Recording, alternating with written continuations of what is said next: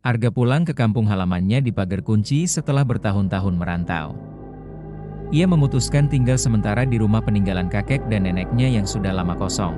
Sejak hari pertama menempati rumah itu, malam-malamnya tidak pernah benar-benar tenang. Malam pertama, ia merasa bantalnya lebih keras dari biasanya. Saat membaliknya, ia menemukan bungkusan kain putih sebesar kepalan tangan, terikat benang merah. Bau amis menusuk hidung. Arga membukanya. Isinya gigi manusia. Keesokan harinya, ia menceritakan hal itu kepada tetangga sebelah, Bu Jumi. Wanita parubaya itu hanya meliriknya ngeri dan berpesan singkat. Kalau ada bungkusan aneh, jangan dibuka. Kubur saja di tanah. Diam-diam. Malam kedua, Arga mencoba tidur dengan lampu menyala. Tapi tepat tengah malam, listrik rumahnya padam. Dalam gelap, ia mencium bau amis yang sama.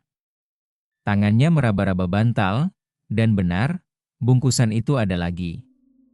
Kali ini berisi potongan kuku dan sehelai rambut panjang yang berlumur darah kering. Arga mulai merasa ketakutan.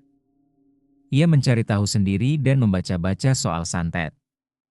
Semua ciri-ciri mulai cocok, mimpi buruk, suara langkah kaki di atap, bau busuk tiba-tiba, dan tubuh yang mulai lemah setiap bangun pagi. Hari keempat, tubuh Arga demam tinggi.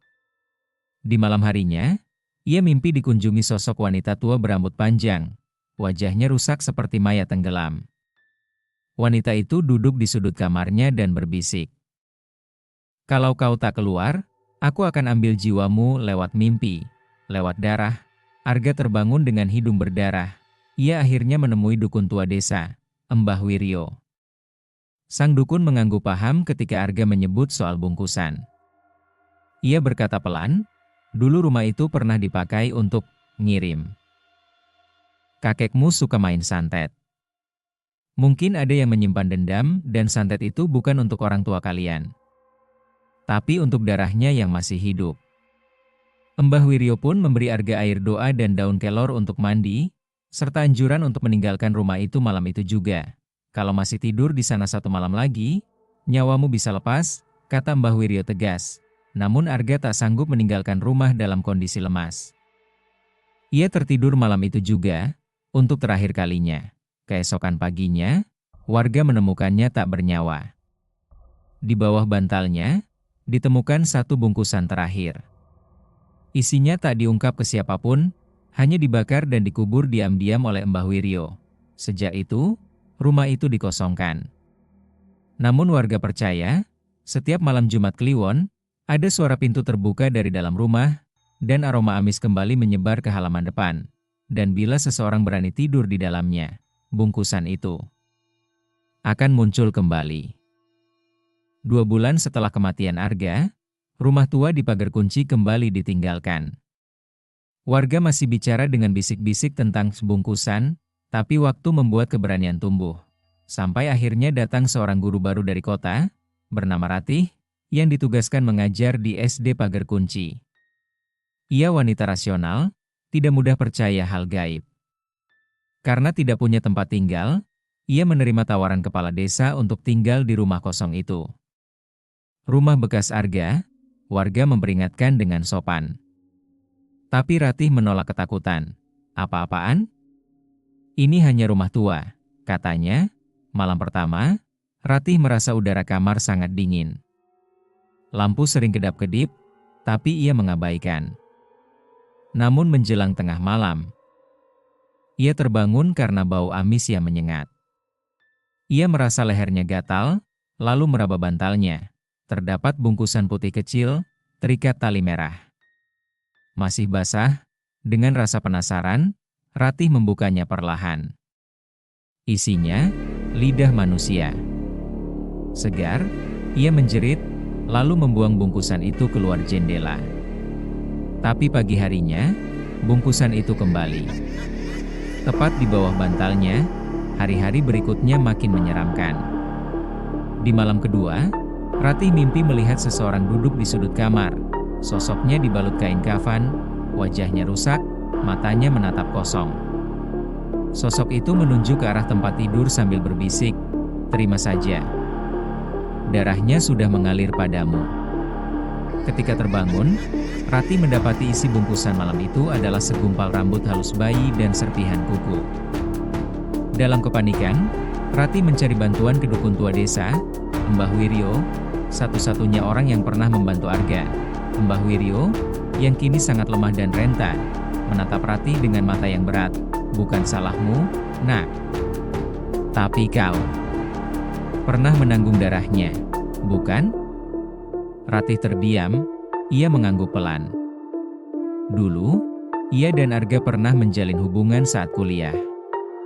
Hubungan itu sempat membuat Ratih hamil, tapi kandungannya digugurkan secara diam-diam. Ia pikir itu masa lalu yang terkubur. Darah itu tidak pernah hilang, gumam Mbah Wiryo. Walau janin tak lahir, keberadaannya tetap dicatat oleh yang gaib. Dan santet itu menempel pada warisan darah. Ratih meneteskan air mata. "Lalu apa yang harus saya lakukan, Mbah?" Mbah Wiryo menunduk lama. "Tinggalkan tempat ini. Jangan pernah tidur di rumah tua itu lagi. Kalau bisa, jangan tidur seorang diri. Jangan pernah meletakkan bantal langsung di kepala. Dan kalau masih bisa, kubur nama anak itu. Doakan. Bersihkan. Itu satu-satunya jalan." Ratih pulang dengan hati kacau.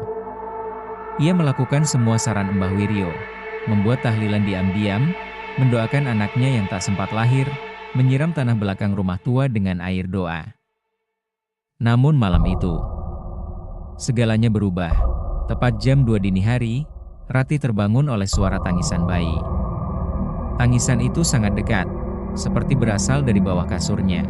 Dengan tubuh gemetar, ia membalik bantal. Ada bungkusan putih terakhir, lebih besar dari biasanya. Ia membuka dengan jari gemetar. Di dalamnya, satu baju bayi putih yang sangat kecil. Penuh darah, Ratih memekik histeris. Saat itu juga, semua lampu padam. Angin kencang menerpa jendela. Di dalam gelap, ia melihat bayangan sosok wanita berambut panjang memeluk sesuatu, dan menatapnya dengan mata hampa. Suara lirih itu berbisik pelan. "Sudah terlambat. Kamu tak mau menerima. Maka aku ambil semuanya." Keesokan harinya, warga menemukan Ratih tergolek tak bernyawa di ranjangnya. Matanya membelalak, dan mulutnya terbuka seolah ingin berteriak. Di bawah bantalnya, ada bungkusan terakhir, berisi kain putih kecil dan selembar foto hitam putih yang tidak dikenali. Rumah itu pun kembali ditinggalkan. Tak ada yang berani memasukinya.